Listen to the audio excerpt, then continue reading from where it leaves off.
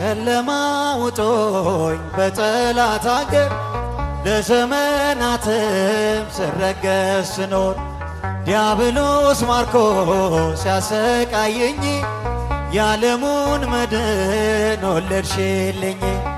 ከአባቶቼ ርስት ከአገር ወጥቼ በአሕዛብ አገር ስኖር ተሽጬ ደርሰሽ አጽናንተሽ አከበርሽኝ ብቸኝነቴን አስረሳሽኝ።